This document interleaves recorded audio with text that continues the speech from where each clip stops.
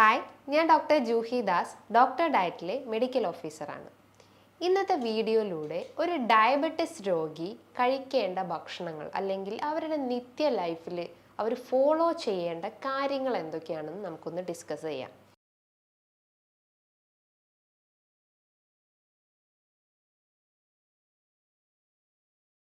ആദ്യം തന്നെ ഡയബറ്റിസ് എന്ന് കേൾക്കുമ്പം എല്ലാവരും ഭയക്കുന്ന ഒന്ന് തന്നെയാണ്. ഇന്ന് എല്ലാവരുടെ ലൈഫിലും അതിങ്ങനെ കടന്നു പോകുന്നുണ്ട്. ഒരു സൈലന്റ് കില്ലറായിട്ട് പ്രവർത്തിക്കുന്ന ഒന്ന് തന്നെയാണ്. ജീവിതശൈലി രോഗങ്ങളിൽ ഏറ്റവും വില്ലനായിട്ടുള്ള ഒന്നാണ് പ്രമേഹം എന്ന് പറയുന്നത്.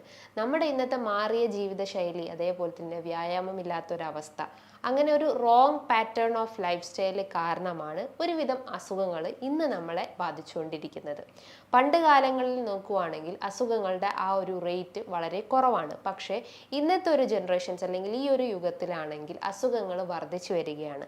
നമ്മുടെ ഇന്നത്തെ ലൈഫ് സ്റ്റൈൽ ചേഞ്ചസ് കൊണ്ടും അതേപോലെ തന്നെ മെൻ്റൽ പ്രഷർ കൊണ്ടും ഫിസിക്കൽ ചേഞ്ചസ് കൊണ്ടുമാണ് ഇത്തരം ബുദ്ധിമുട്ടുകൾ നമ്മളെ അഫക്റ്റ് ചെയ്യുന്നത്. അപ്പോൾ നമ്മൾ മെൻ്റലിയും ഫിസിക്കലിയും ഫിറ്റ് ആവുന്ന രീതിയിലുള്ള കാര്യങ്ങൾ ആദ്യം ഫോളോ ചെയ്യാൻ ശ്രമിക്കുക. ഡയബറ്റിസ് എന്ന് കേൾക്കുമ്പം നമ്മളെ മൈൻഡിലേക്ക് ആദ്യം വരുന്നത് ചോറ്, അതേപോലെ തന്നെ പഞ്ചസാര, ഇതാദ്യം ഒഴിവാക്കണം എന്നായിരിക്കും ആദ്യം നമ്മൾ ചിന്തിക്കുന്നത്. പക്ഷെ അത് മാത്രമല്ല, പല രീതിയിലുള്ള ചേഞ്ചസ് വരുത്തി കഴിഞ്ഞാലേ ഉള്ളൂ ഡയബറ്റിസ് എന്നൊരു അസുഖം നമുക്ക് പൂർണ്ണമായിട്ട് മാറ്റിയെടുക്കാൻ പറ്റത്തുള്ളൂ. ശരീരത്തിൽ ഇൻസുലിൻ റെസിസ്റ്റൻസ് എന്ന ആ ഒരു കണ്ടീഷൻ വരുമ്പോഴാണ് ഇത്തരം ലൈഫ് സ്റ്റൈൽ ഡിസോർഡേഴ്സ് നമ്മളെ അഫക്റ്റ് ചെയ്യുന്നത്. ഇൻസുലിൻ എന്ന് പറയുമ്പോൾ എന്താ? പാൻക്രിയാസ് ഗ്രന്ഥി ഉൽപ്പാദിപ്പിക്കുന്ന ഹോർമോൺസ് ആണ്. ഇൻസുലിൻ്റെ ഒരു ധർമ്മം എന്ന് പറയുന്നത് രക്തത്തിലെ ഗ്ലൂക്കോസിനെ ഡിസോൾവ് ചെയ്യിപ്പിക്കുക, അല്ലെങ്കിൽ ഹൈ ആയിട്ടുള്ള ഗ്ലൂക്കോസിനെ റെഡ്യൂസ് ചെയ്യാനും, നമ്മളൊരു ഭക്ഷണം കഴിച്ചു കഴിഞ്ഞാൽ അത് ഫുൾ ഫീലിംഗ് അല്ലെങ്കിൽ വയറ് നിറഞ്ഞു എന്നുള്ള ആ ഒരു സിഗ്നൽ ബ്രെയിനിന് കിട്ടുന്നത് ഈ ഒരു ഇൻസുലിൻ ഹോർമോണിൻ്റെ സഹായത്തോടു കൂടിയാണ്.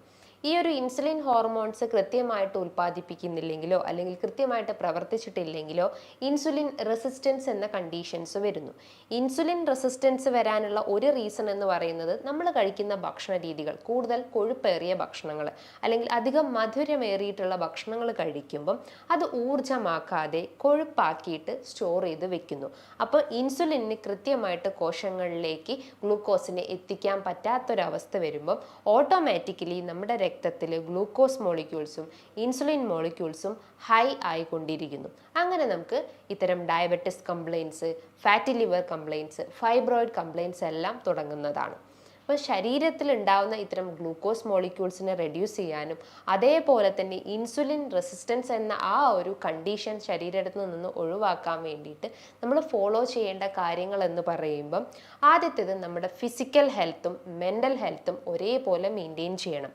മെൻ്റൽ ഹെൽത്ത് എന്ന് പറയുമ്പോൾ എന്താ? നമ്മൾ മാനസികമായിട്ട് തളർന്നിരിക്കുന്ന ആളുകളാണെങ്കിൽ അതിനെ ബൂസ്റ്റപ്പ് ചെയ്യുന്ന കാര്യങ്ങൾ ചെയ്യുക, അല്ലെങ്കിൽ നമ്മൾ എന്തെങ്കിലും ഒരു ഫിസിക്കൽ ആക്ടിവിറ്റീസ് ചെയ്യാൻ ശ്രമിക്കുക. ഒന്നുകിൽ ഒരു പാട്ട് കേൾക്കുക, അല്ലെങ്കിൽ ഒരു വ്യക്തിയോട്, അതായത് നമുക്ക് കൂടുതൽ ക്ലോസ് ആയിട്ടുള്ള ആളുകളോട് സംസാരിക്കുക. നമ്മളെ ടെൻഷൻസ് എല്ലാം മാക്സിമം റെഡ്യൂസ് ചെയ്യുന്ന രീതിയിലുള്ള കാര്യങ്ങൾ, അതായത് മെഡിറ്റേഷൻസ്, പ്രാണായാമാസ്, അങ്ങനെ എന്തെങ്കിലും ഒരു മെൻ്റൽ ഹെൽത്ത് ഇംപ്രൂവ് ചെയ്യുന്ന കാര്യങ്ങൾ മാക്സിമം ചെയ്യാൻ ശ്രമിക്കുക.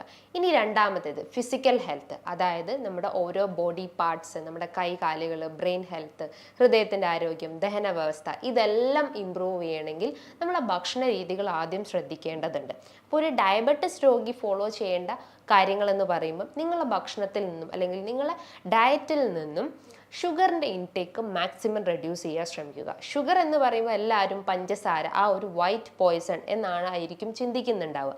എന്നാൽ അത് മാത്രമല്ല, നിങ്ങൾ കഴിക്കുന്ന ചോക്ലേറ്റ്സിൽ, ഐസ്ക്രീംസിൽ, ബിസ്ക്കറ്റ്സ്, പിസ്സ, ബർഗർ, ബന്ന്, ഇതിലെല്ലാം കൂടുതൽ മധുരം അടങ്ങിയിട്ടുണ്ട്. നിങ്ങൾ കഴിക്കുന്ന വൈറ്റ് റൈസിൽ അടങ്ങിയിട്ടുണ്ട്, ചപ്പാത്തിയിൽ അടങ്ങിയിട്ടുണ്ട്, ദോശ, ഇഡ്ഡലി, ഇത്തരം ഫുഡ് ഐറ്റംസിലെല്ലാം ഷുഗർ കണ്ടൻസ് കൂടുതലാണ്. നമ്മൾ ഒരു പാക്കറ്റ് ഓഫ് ചോക്ലേറ്റ്സ് എടുക്കുകയാണെങ്കിൽ, അല്ലെങ്കിൽ ഒരു ഡയറി മിൽക്ക് അല്ലെങ്കിൽ ഒരു മിൽക്കി ബാറിനൊക്കെ ഒരു ചോക്ലേറ്റ്സിൻ്റെ പിന്നിൽ നിങ്ങൾ ആ ഒരു ഇൻഗ്രീഡിയൻസ് നോക്കുകയാണെങ്കിൽ അതിൽ എഴുതിയിട്ടുള്ളത് എന്താണ്? കൂടുതൽ പെർസെൻറ്റേജ് ആയിട്ടുള്ളത് കാർബോഹൈഡ്രേറ്റ്സ് ആണ്. അതാണ് ഒരു ഫോം ഓഫ് ഷുഗർ എന്ന് പറയുന്നത്. അതേപോലെ തന്നെ സാച്ചുറേറ്റഡ് ഫാറ്റ്സ് കാണാം, പ്രോട്ടീൻസ് കാണാം, ഫൈബേഴ്സ് കാണാം, അങ്ങനെ ഒരു ഗ്രൂപ്പ് ഓഫ് കണ്ടന്റ്സ് നമ്മൾ അതിൽ കണ്ടിട്ടുണ്ടാകും. അതിൽ മെജോറിറ്റി എന്താണ്? കാർബോഹൈഡ്രേറ്റ്സ്, അതായത് കൂടുതൽ ഷുഗറാണ് അതിൻ്റെ അകത്ത് അടങ്ങിയിട്ടുള്ളത്. അപ്പോൾ ഷുഗറിൻ്റെ ഇൻടേക്ക് മാക്സിമം റെഡ്യൂസ് ചെയ്യാൻ ശ്രമിക്കുക. ചായയും കാപ്പിയൊക്കെ കുടിക്കുന്ന ശീലങ്ങൾ അമിതമായിട്ടുണ്ടെങ്കിൽ അതിൻ്റെ അളവ് മാക്സിമം റെഡ്യൂസ് ചെയ്യാൻ ശ്രമിക്കുക. 4-ൽ നിന്നും 3-ലേക്കും, പിന്നെ അത് 3-ൽ നിന്നും 2-ലേക്കും, പിന്നെ 1-ലേക്കും എന്നുള്ള ആ ഒരു പാറ്റേൺസ് കുറച്ച് കൊണ്ടുവരാൻ ശ്രമിക്കാം. ഇനി രണ്ടാമത്തെ ഒരു മെത്തേഡ് എന്ന് പറയുമ്പം നിങ്ങൾ ധാരാളം വെജിറ്റബിൾസും ഫ്രൂട്ട്സും നിങ്ങളുടെ ഭക്ഷണത്തിൽ ഉൾപ്പെടുത്തണം. ഫ്രൂട്ട്സ് എന്ന് പറയുമ്പോൾ അധികം മധുരേറിയിട്ടുള്ള ഭക്ഷണങ്ങൾ മാക്സിമം റെഡ്യൂസ് ചെയ്യാൻ ശ്രമിക്കുക. ഇപ്പോൾ ഈ ഒരു സീസൺ അതായത് സമ്മർ സീസൺ ആകുമ്പം ഒരുവിധം ഫ്രൂട്ട്സ് എല്ലാം കായ്ച്ച്, അതായത് മാംഗോ, ജാക്ക് ഫ്രൂട്ട്, ചക്കപ്പഴം അല്ലെങ്കിൽ മാങ്ങാപ്പഴമൊക്കെ എല്ലാം നന്നായിട്ട് കായ്ച്ചു വരുന്നൊരു സീസണാണ്. അപ്പോൾ അത്തരം മധുരമേറിയിട്ടുള്ള ഭക്ഷണങ്ങൾ മാക്സിമം റെഡ്യൂസ് ചെയ്യാൻ ശ്രമിക്കുക.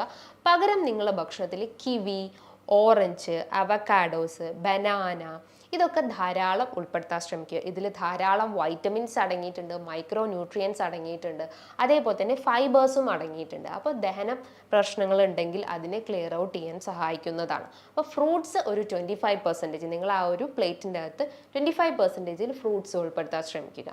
ഇനി വെജിറ്റബിൾസ് എന്ന് പറയുമ്പോൾ എന്താ? ക്രൂസിഫറസ് വെജിറ്റബിൾസ് ഉൾപ്പെടുത്താവുന്നതാണ്. ക്യാബേജ്, ബ്രൊക്കോളി, കോളിഫ്ലവർ ഇതൊക്കെ ധാരാളം നിങ്ങൾ ഭക്ഷണത്തിൽ ഉൾപ്പെടുത്താൻ ശ്രമിക്കുക. അതേപോലെ തന്നെ ഫൈബേഴ്സ്, അതായത് ഈ വെജിറ്റബിൾസിലും ഫ്രൂട്ട്സിലും എല്ലാം ഫൈബേഴ്സ് അടങ്ങിയിട്ടുണ്ട്. അത് പോരാതെ തന്നെ നിങ്ങൾക്ക് നട്ട്സ് കഴിക്കാം. ഡെയിലി ഒരു 2 കാഷ്യൂ വെച്ചിട്ടോ അല്ലെങ്കിൽ ഒരു 10-20 ഗ്രൗണ്ട് നട്ട്സ് വെച്ച് കഴിക്കാവുന്നതാണ്. അല്ലെങ്കിൽ ഒരു 4-5 ബദാം കഴിക്കാവുന്നതാണ്. അതേപോലെ തന്നെ ബ്രസീൽ നട്ട്സ്, ഇതിലെല്ലാം ധാരാളം selenium, zinc, vitamin E, vitamin A ഇത്തരം മൈക്രോ ന്യൂട്രിയൻസ് ഉള്ളത് കൊണ്ട് തന്നെ നമ്മളെ ബോഡിയിൽ ഉണ്ടാവുന്ന ടോക്സിൻസിനെ ഈസി ആയിട്ട് റിമൂവ് ചെയ്യാനും ഇമ്മ്യൂൺ സിസ്റ്റം സ്മൂത്ത് ആക്കാൻ സഹായിക്കുന്നതാണ്. ധാരാളം ഇലക്കറികൾ ഉൾപ്പെടുത്താൻ ശ്രമിക്കുക. ചീര, തഴുതാമ, മുരിങ്ങയില ഇതിലെല്ലാം അയൺ കണ്ടൻസ് കൂടുതലാണ്, മെഗ്നീഷ്യം അടങ്ങിയിട്ടുണ്ട്, അതേപോലെ തന്നെ ഫൈബർ കണ്ടന്റും കൂടുതലാണ്. അപ്പോൾ എന്തെങ്കിലും അയൺ ഡെഫിഷ്യൻസി, വിളർച്ചയുടെ ബുദ്ധിമുട്ടുകളൊക്കെ ഉണ്ടെങ്കിൽ അതായത് HB ബൂസ്റ്റപ്പ് ചെയ്യാൻ സഹായിക്കുന്നതാണ്. അതേപോലെ ടൊമാറ്റോ നിങ്ങൾ ഭക്ഷണത്തിൽ നിർബന്ധമായിട്ടും ഉൾപ്പെടുത്തേണ്ടതുണ്ട്. ടൊമാറ്റോയിൽ ധാരാളം ലൈക്കോപ്പിൻ അടങ്ങിയിട്ടുണ്ട്.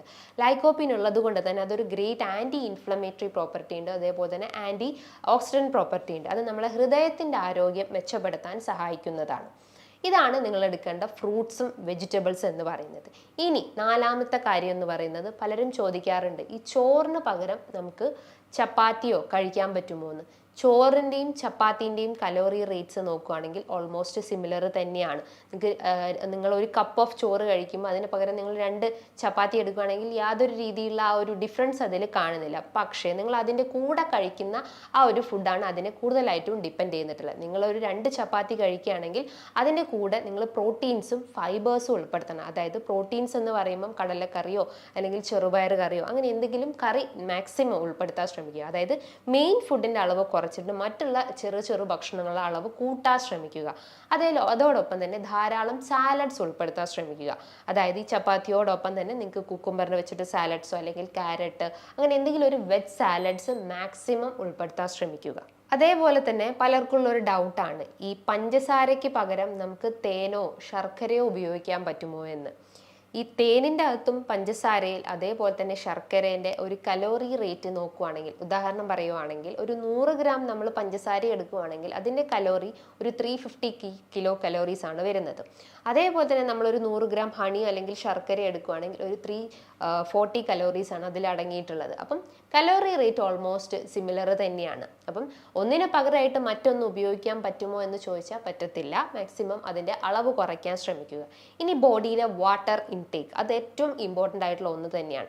ഡയബറ്റിസ് രോഗി ഫേസ് ചെയ്യുന്ന ഒരു ബുദ്ധിമുട്ട് എന്ന് പറയുന്നത് ഡ്രൈനെസ് ആണ്. സ്കിന്നിൽ ഉണ്ടാകുന്ന ഡ്രൈനെസ് അല്ലെങ്കിൽ ചൊറിച്ചിലിൻ്റെ പ്രശ്നങ്ങൾ. അപ്പോൾ സ്കിന്ന് സ്മൂത്ത് ആവാൻ അല്ലെങ്കിൽ ആ ഒരു ഡെർമോപ്പതി പോലത്തെ കണ്ടീഷൻസ് റെഡ്യൂസ് ചെയ്യാൻ വേണ്ടിയിട്ട് ബോഡി നന്നായിട്ട് ഹൈഡ്രേറ്റ് ചെയ്യാൻ ശ്രമിക്കുക. അതായത് ഡെയിലി ഒരു 8 ഗ്ലാസ് മുതൽ 10 ഗ്ലാസ് വരെ വെള്ളം കുടിക്കാൻ ശ്രമിക്കുക. അതൊന്നെങ്കിൽ ഭക്ഷണത്തിൻ്റെ മുൻപായിട്ടോ അല്ലെങ്കിൽ ഭക്ഷണത്തിന് ശേഷമായിട്ടോ കുടിക്കാൻ ശ്രമിക്കുക. ഇൻ ബിറ്റ്വീൻ നമ്മൾ വെള്ളം കുടിക്കുകയാണെങ്കിൽ ദഹനത്തിൻ്റെ അല്ലെങ്കിൽ വയറ്റിലുണ്ടാവുന്ന HCl സെക്രീഷൻസിന് ഇംബാലൻസ് വരുത്തുകയും നമുക്ക് ദഹന സംബന്ധമായിട്ടുള്ള ബുദ്ധിമുട്ടുകൾ ക്രിയേറ്റ് ചെയ്യാനുള്ള ഒരു ചാൻസസ് ഉണ്ട്. അപ്പോൾ നിങ്ങൾക്ക് മനസ്സിലായല്ലോ, ഇതായത് ഫ്രൂട്ട്സും വെജിറ്റബിൾസും വാട്ടർ ഇൻടേക്ക്, നട്ട്സ് ഇത്തരം കാര്യങ്ങളാണ് നിങ്ങൾ മെയിനായിട്ട് ഉൾപ്പെടുത്തേണ്ടത്. ചോറിന് പകരമായിട്ട് നിങ്ങൾക്ക് ചപ്പാത്തി കഴിക്കാം, പക്ഷെ അതിൻ്റെ കൂടെ കഴിക്കേണ്ട കാര്യങ്ങളാണ് നിങ്ങൾ കൂടുതലായിട്ടും പ്രിഫറൻസ് കൊടുക്കേണ്ടത്. അതോടൊപ്പം തന്നെ ഗ്ലൈസീമിക് ഇൻഡെക്സ് കുറഞ്ഞിട്ടുള്ള ഭക്ഷണങ്ങൾ, അതായത് ഫ്രൂട്ട്സ് ആവട്ടെ വെജിറ്റബിൾസ് ആവട്ടെ, അത്തരം ഭക്ഷണങ്ങൾ കൂടുതൽ പ്രിഫറൻസ് കൊടുക്കാൻ ശ്രമിക്കുക. ധാരാളം വ്യായാമങ്ങൾ ചെയ്യാൻ ശ്രമിക്കുക. ചടഞ്ഞുകൂടിയിരിക്കുന്ന ആ ഒരു ദുശീലം ഒഴിവാക്കിയിട്ട് ബോഡിക്ക് മൂവ്മെൻറ്റ്സ് കൊടുത്തോണ്ടേയിരിക്കുക. ഒരു 15 മിനിറ്റോ 20 മിനിറ്റോ ബോഡി വർക്കൗട്ട്സ് ചെയ്യാൻ ശ്രമിക്കുക. ഈ കാര്യങ്ങൾ നിങ്ങളൊരു 1 മന്ത് കണ്ടിന്യൂസ് ആയിട്ട് നിങ്ങളൊരു ഫുൾ ഇൻട്രസ്റ്റോടെ ഒന്ന് ചെയ്തു നോക്കി. അപ്പോൾ കൃത്യമായിട്ടുള്ള ഒരു റിസൾട്ട്, അതായത് നിങ്ങളെ ഫാസ്റ്റിംഗ് ബ്ലഡ് ഷുഗറും, അതായത് ബിഫോർ ആൻഡ് ആഫ്റ്റർ നിങ്ങൾക്ക് തന്നെ ഒന്ന് നോട്ടീസ് ചെയ്യാൻ പറ്റുന്നതാണ്. ഇനി ഇതുമായി ബന്ധപ്പെട്ട് എന്തെങ്കിലും ഡൗട്ട്സ് ഉണ്ടെങ്കിൽ താഴെ കാണുന്ന നമ്പറിൽ കോൺടാക്റ്റ് ചെയ്യാവുന്നതാണ്. നല്ലൊരു ഹെൽത്ത് ടോപ്പിക്കുമായി വീണ്ടും കാണാം. താങ്ക്